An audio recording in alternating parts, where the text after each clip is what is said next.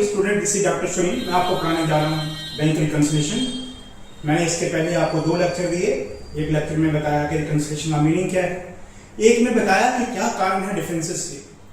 और मैंने डिफरेंसेस को 3 कैटेगरी में बांटे। एक डिफरेंसेस जो कैशियर पहले एंट्री करता और बैंक बाद में, फिर कुछ बैंक पहले करता और कैशियर बाद में, और तीसरा होती एरर्स, वो कुछ कैशियर कर देता कुछ बैंक कर देता। अब सबसे अहम चीज आपको ये बताई कि अकाउंट में एडिशन और सब्ट्रैक्शन कैसे होता है। ऊपर वाला बैलेंस डिसाइड करता है कि ऐड कैसे करें और लेस कैसे करें। जो आप ऊपर बैलेंस देखेंगे, बैलेंस साइड पर कैश बुक, मानो वो डेबिट है तो उसमें डेबिट वाली एडजस्टमेंट ऐड हो जाएगी, क्रेडिट वाली माइनस हो जाएगी, यानी कि सिमिलर ट्रांजैक्शन ऐड हो जाएंगी और अपोजिट ट्रांजैक्शन लेस हो जाएंगी। अगर ऊपर का बैलेंस क्रेडिट है तो क्रेडिट वाली ट्रांजैक्शन ऐड हो जाएंगी और डेबिट वाली लेस हो जाएंगी। बस ऐड लेस करेंगे, नीचे दूसरा बैलेंस आ जाएगा। देखिए मेरे साथ कितनी खूबसूरती से आपको बताता हूं। सब कुछ मैंने आपको पहले बता दिया है कि कौन सी बुक का क्या बैलेंस होता है। फिर एक बार देखिए, this is cash book, this is passbook, दोनों एक दूसरे के अपोजिट हैं। कैशियर अगर डेबिट एंट्री करता है तो बैंक क्रेडिट करता है। जिसे हम पैसा जमा कराने को बिजनेस अपना असेट मानता है तो पैसा बैंक के अकाउंट में गया तो बैंक अपनी लायबिलिटी मानता है। जिसको हम उधार लेके अपनी लायबिलिटी मानते हैं, बिजनेस अपनी लायबिलिटी मानता है, तो बिजनेस ने, बैंक ने हमें उधार दिया है तो उसका असेट है। यानी कि 2 लोग आपस में अपोजिट भाषा बोलते हैं। अगर कैशियर का असेट तो बैंक की लायबिलिटी, बैंक की लायबिलिटी तो कैशियर का असेट। अब देखिए, एक हो गया हमारा अपना पैसा जो बैंक में, उसको बोलते हैं favourable balance. Favourable balance cash book में डेबिट होता है। कैसे कि बैंक बढ़े तो डेबिट, हमारा अपना पैसा बैंक में है यानी कि हमारा बैलेंस बढ़ा है। और अनफेवरेबल, अनफेवरेबल यानी कि हमने बैंक से लोन लिया है, लोन लेंगे तो बैंक का बैलेंस हमारा कम हो जाएगा। जब ये कहें कि लायबिलिटी बढ़ जाएगी तो लायबिलिटी बढ़े तो क्रेडिट, इससे असेट बढ़ता है तो डेबिट, इससे लायबिलिटी बढ़ती है तो क्रेडिट। ये लॉजिक है कि क्यों हमारा कैश बुक का बैलेंस डेबिट होता है और अनफेवरेबल बैलेंस जब हमने बैंक से लोन लिया होता है तो क्रेडिट होता है। अनफेवरेबल का मतलब हमने लोन लिया, हमारा लायबिलिटी बढ़ा तो क्रेडिट। फेवरेबल का मतलब हमारा पैसा बैंक में है, हमारा असेट बढ़ा तो डेबिट। तो आपको ये समझ आ गया कि क्यों हमारा बैलेंस डेबिट होता है और क्यों क्रेडिट। इसके अपोजिट अभी मैंने बताया कि अगर कैश बुक का असेट है तो बैंक का क्या है, लायबिलिटी, तो बैंक की बुक्स में वो बैलेंस क्या होगा, क्रेडिट। जहां क्रेडिट है तो इसका क्या होगा, डेबिट। अब ध्यान से देखिए दोनों बुक्स को, favourable unfavourable, favourable unfavourable, option 2 ही। या बैलेंस क्रेडिट से शुरू होगा या डेबिट से शुरू होगा। बस जिससे भी वो शुरू होगा, अगर क्रेडिट से शुरू होगा तो क्रेडिट की एडजस्टमेंट प्लस हो जाएंगे और डेबिट वाली माइनस। अगर हम ऊपर डेबिट से शुरू करेंगे तो डेबिट वाली प्लस हो जाएंगे और क्रेडिट वाली माइनस। देखिए क्वेश्चन आप 31 March passbook show a balance of rupees. Balance का मतलब होता है फेवरेबल, इस बैलेंस का मतलब होता है फेवरेबल। इधर देखिए पासबुक का फेवरेबल बैलेंस क्रेडिट है, ऊपर चला जाए। आगे क्या है, where in the cash book showed a balance of rupees 42। Bank जो बैलेंस बता रहा है 50,000 वो कैश बुक से मैच नहीं कर रहा है। अब इन्हीं के डिफरेंसेस के हमने कारण ढूंढने हैं। जब हमने कारण ढूंढे तो ये कारण है। अब अगर मैं एक बैलेंस से शुरू करूं और इन सारी एडजस्टमेंट को करूं तो मैं इस बैलेंस पे पहुंच जाऊं। अगर मैं इस बैलेंस को ले लूं और मैं ये सारी एडजस्टमेंट करूं तो मैं इस बैलेंस पे पहुंच जाऊंगा। बस इसी को रिकंसिलिएशन बोलते हैं। एक बैलेंस से शुरू करके एडजस्टमेंट का इफेक्ट लेके दूसरे बैलेंस पे पहुंचना। यानी कि ये पता चल गया कि 2 बैलेंस के बीच का जो डिफरेंस है, इसका और इसका, वो इन कारण से है। और जब हम इन कारण को एडजस्ट करें तो हमारे दोनों बैलेंस एक दूसरे का जो डिफरेंस है उसका हमें पता चल जाएगा। अब लिखिए बैलेंस एज पर पासबुक, ये हमें दिया हुआ पासबुक का बैलेंस, दिस इज 50,000, ध्यान दीजिए 50,000। अब या तो इसमें ऐड होगा या लेस होगा। बताइए पासबुक का बैलेंस क्या है, क्रेडिट, तो ये क्रेडिट बैलेंस है। अब क्रेडिट वाली एडजस्ट हमारी प्लस हो जाएगी, ऐड हम क्या करेंगे वो ट्रांजेक्शन जिनका फैक्ट क्रेडिट में आएगा, और लेस हम कर देंगे उन ट्रांजेक्शन को जिनका फैक्ट डेबिट में आएगा। दिस इज लेस जिनका फैक्ट डेबिट में आएगा। बस हो गया क्वेश्चन, करिए यहां से शुरू। चेक्स फॉर ₹20,000 इशू 29 मार्च, ये बड़ा टेक्निकल क्वेश्चन है। डिफरेंसेस का कारण होता है जो चेक हम डिपॉजिट करते हैं या इशू करते हैं, बैंक में क्लियर होने में या कलेक्ट होने में 2-3 दिन का टाइम लगता है। ये कह रहा है कि 29 मार्च को हमने 15,000 के चेक्स 20,000 के हमने इशू करे, उसमें से but cheques for 50,000 were presented, ये पेमेंट के लिए पहुंच गए बैंक में। कब पहुंचे? 31 मार्च से पहले ये तक पहुंच गए। हमें रिकंसिलिएशन में वो लेना है जो एक बुक में हुआ दूसरी में नहीं हुआ है। तो बताइए,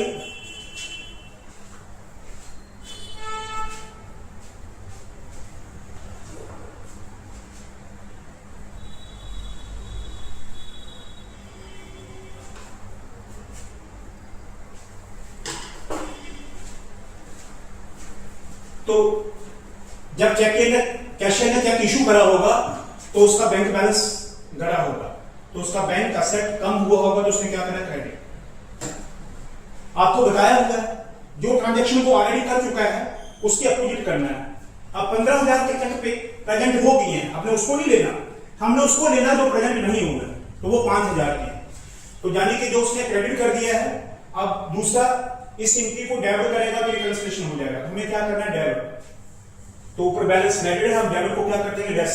तो लिखेंगे less cheques issued but not yet presented.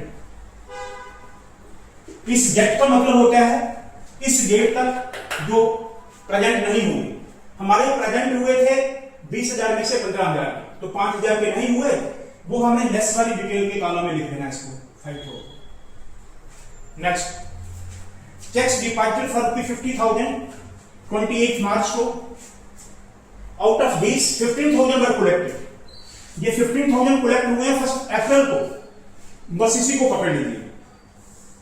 जाने कि ये 15,000 के 31 मार्च तक कलेक्ट नहीं हुए, तो ये आ जाएगा बैंक ने जब चेक डिपॉजिट करे तो उसका सेट बढ़ा, तो उसने क्या करा होगा? डेबिट।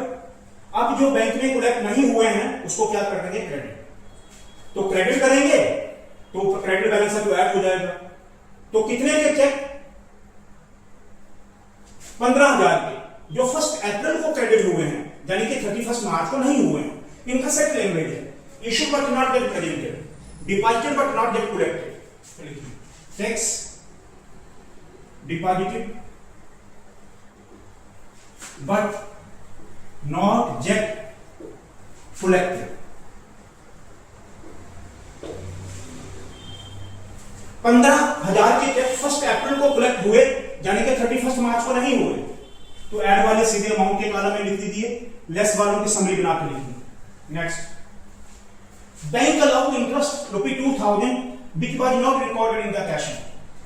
बैंक इंटरेस्ट हमें पहले देता है, कैशियर को पता बाद में लगता है। तो आपको बैंक का पता है, ये बैंक है, जिससे हमारा बैलेंस बढ़ता है बैंक हमें क्रेडिट करता है, जिससे कम होता है बैंक हमें डेबिट करता है। ये कैशियर है, ये कैशियर के पार्ट पे होता है, ये बैंकर के पार्ट पे होता है। बैंक में जिससे हमारा बैलेंस, बैंक ने हमें इंटरेस्ट दिया, अलो करा, हमारा डिपॉजिट है ऊपर 50,000 का, तो बैंक ने हमें दिया, तो बैंक ने क्या करा? क्रेडिट। आप इसको क्या करोगे? डेबिट। तो डेबिट आपका लेस में चला जाएगा, क्योंकि interest allowed by bank. This is 2,000। Number 4, bank charges. Bank ने हमारे से चार्जेस दिए 500, तो बैंक हमारे बैलेंस को क्या करेगा? कम। उसने डेबिट करा होगा, तो आप क्या करोगे? क्रेडिट। तो क्रेडिट आपका ऐड में चला जाएगा। Bank charges, charge by bank. 500.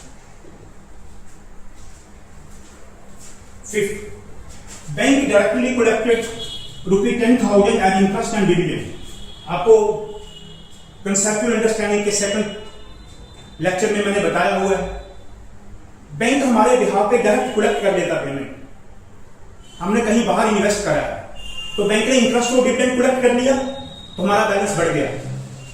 हमारा बैलेंस बढ़ गया तो बैंक ने क्या करा, क्रेडिट. आप क्या करोगे, डेबिट. नीचे चला interest and dividend directly collected by bank. Directly collected by bank. This is 10,000. Bank ने डायरेक्टली कलेक्ट करा, हमारा बैलेंस बढ़ा. बैंक ने क्रेडिट करा, आपने डेबिट कर दिया. बैंक डायरेक्टली पेड, ये बैंक ने हमारे बिहाफ पे डायरेक्ट पेमेंट कर दिया. जब बैंक हमारे बिहाफ पे डायरेक्ट पेमेंट कर देगा तो हमारा बैलेंस कम होगा. बैंक ने क्या करा होगा, डेबिट. आप क्या करेंगे, क्रेडिट. तो ऐड हो जाएगा. Bank directly paid.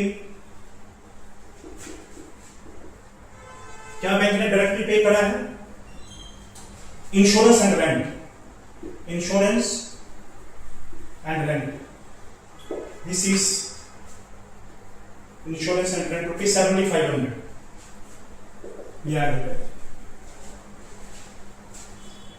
कलेक्ट करा और ये पे करा. नेक्स्ट, ए customer directly deposited into business bank account. कोई कस्टमर जाके सीधा हमारे अकाउंट में पैसे जमा करके आया तो आपका बैलेंस बढ़ गया होगा. बैंक ने क्या करा, क्रेडिट. आप क्या करोगे, डेबिट. प्लस में चला जाएगा. A customer directly deposited into our bank account. कितना जमा कराया है कस्टमर ने, 5,000. बैंक ने क्रेडिट करा, डेबिट. नेक्स्ट, एक चेक फॉर ₹2,500 रिसीव. कैशियर को चेक मिला, उसने कैश बुक पे इंटर कर दिया. इधर देखिए, जब कैशियर को चेक मिलता है तो उसका बैंक का बैलेंस बढ़ जाता है. उसने क्या करा, डेबिट. लेकिन inter into cash book but not bank. उसने बैंक में डिपॉजिट ही नहीं कहा. जब उसने बैंक में डिपॉजिट नहीं करा तो उसने रिसीव करते समय क्या कर दिया है, डेबिट. अब आप क्या करोगे, क्रेडिट. चेक रिसीव एंड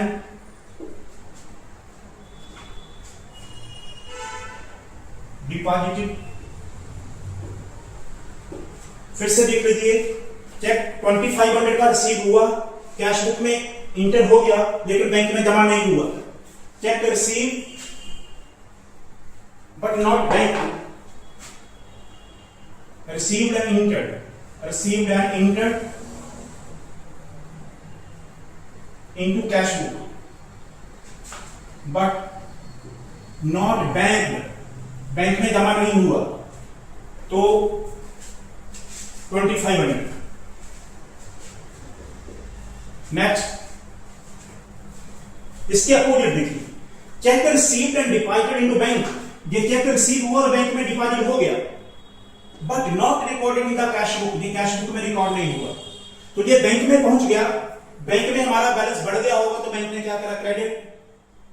इस चेक, ये चेक हमारा सीधा बैंक में गया, बैंक में बैलेंस बढ़ गया तो क्या करा, क्रेडिट. आप क्या करोगे, डेबिट. नीचे check deposited but not recorded in cash book. This is of ₹4,000. Loss condition. Bank given our account a wrongly credit. Bank ने हमारे अकाउंट में गलती से क्रेडिट कर दिया तो आप उसे काउंटर करने के लिए क्या करोगे, डेबिट. लेस हो जाएगा. Bank wrongly credited. कितना क्रेडिट कर दिया उसने, 7,500. बस हो गया. अब ऐड वालों को प्लस कर दीजिए. 50, 65 और दिस इज 66, 73, 75,500.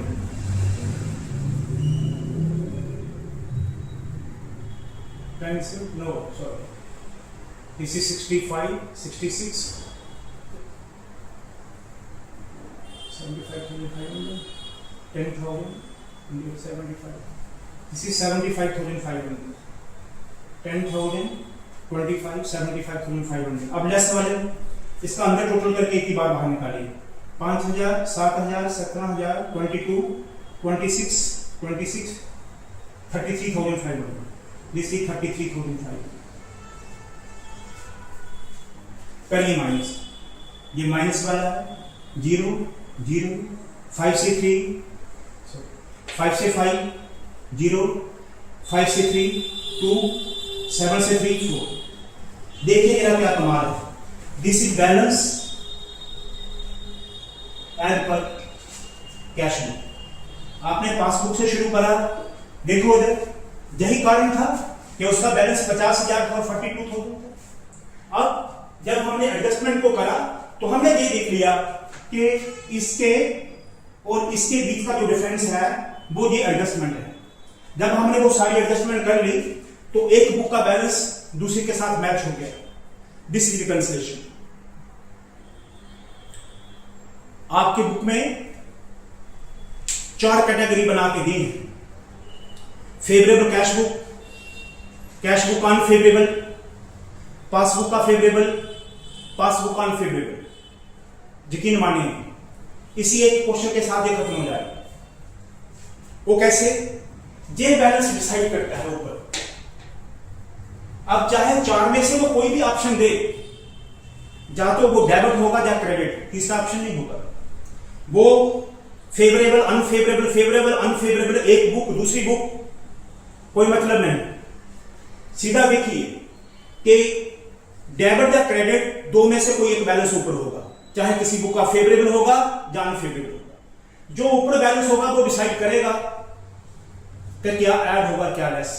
ऊपर बैलेंस क्रेडिट है तो क्रेडिट वाले ऐड और डेबिट वाले लेस।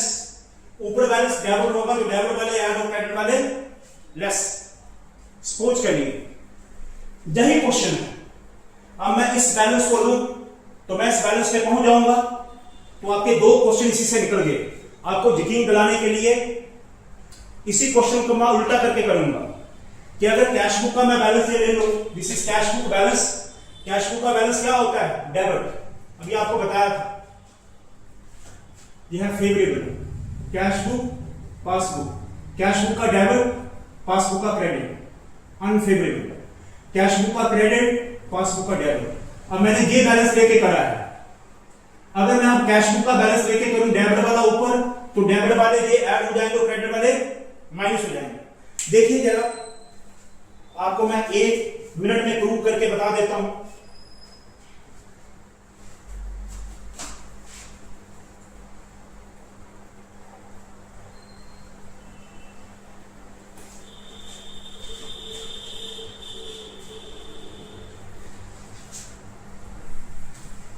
जब मैं इस बैलेंस को ऊपर लिखूंगा 42,000, देखिए ये बैलेंस जो कैश बुक का जाएगा, this is balance as per cash book. ये कौन सा बैलेंस है? डेबिट। अगर मैं इस बैलेंस को ऊपर ले लूं, दिस इज डेबिट 42,000। आप बताइए ये डेबिट वाले इसमें क्या हो जाएंगे?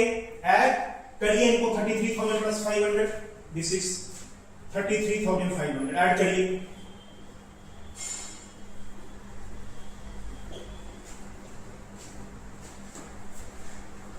में 33,500 को ऐड करिए। क्यों? ये डेबिट बैलेंस है और ये डेबिट की एडजस्टमेंट क्या हो जाएगी? डेबिट में डेबिट प्लस हो जाएगा। अगर मैं इस बैलेंस को ऊपर टॉप पे लिखूंगा तो ये ट्रांजैक्शन ऐड हो जाएंगे और ये लेस हो जाएंगे। इसका टोटल करिए, ये कितनी ट्रांजैक्शन? ये तो इसको मिला के है ना, तो इसका टोटल करिए। दिस इज 25,500 करके देख लीजिए आप इसको, जहां से लेके जहां तक। 15,500, 16, 23, 25,500। ये डेबिट वाले इसमें प्लस हो गए और क्रेडिट वाले इसमें माइनस हो गए। This is 25,500। ये है मैजिक इसका। आप इस बैलेंस पे पहुंच जाओगे। आप ऊपर लिखोगे balance as per cash book, ये आ गया आपका एज पर कैश बुक। ये नीचे आ जाएगा बैलेंस एज पर पासबुक। यकीन मानिए मेरा एक क्वेश्चन बुक के 40 क्वेश्चन पे भारी पड़ जाए। ऐसे नहीं कह रहा हूं, ये साबित कर दिया कि अगर एक बैलेंस को लेके जाओ नीचे दूसरे बैलेंस पे पहुंच जाओगे, उसी बैलेंस को ऊपर ले जाओ पहले बैलेंस पे पहुंच जाओगे। सिर्फ क्या फंडामेंटल है कि अकाउंटिंग में सिमिलर सिंबल ऐड होते हैं और अपोजिट सिंबल सब्ट्रैक्ट होते हैं। अगर ऊपर का क्रेडिट है तो क्रेडिट वाले ऐड हो जाएंगे, डेबिट वाले लेस। अगर ऊपर मैं डेबिट को लेके चला जाऊंगा तो डेबिट वाले ऐड हो जाएंगे, क्रेडिट वाले लेस। तो एक क्वेश्चन में मैंने 2 क्वेश्चन करके आपको साबित कर दिया कि जो मैं कह रहा हूं उसमें कोई सच्चाई है कि नहीं, राइट। आशा करता हूं आपको समझ आया होगा। एक क्वेश्चन मैं इसके बाद और कराऊंगा जिसमें कोई एडजस्टमेंट, मैं इसके अलावा कोई नई एडजस्टमेंट ले आऊंगा जिससे आपको पूरी बुक का एक्सपोजर मिल जाए। मेरे 2 क्वेश्चन, अब उसमें मैं बैलेंस, ये कैश बुक और पासबुक का हो गया फेवरेबल। अब मैं अनफेवरेबल बैलेंस लेके आऊंगा, एक बैलेंस को लेके आऊंगा तो दूसरे पे पहुंचा दूंगा अनफेवरेबल।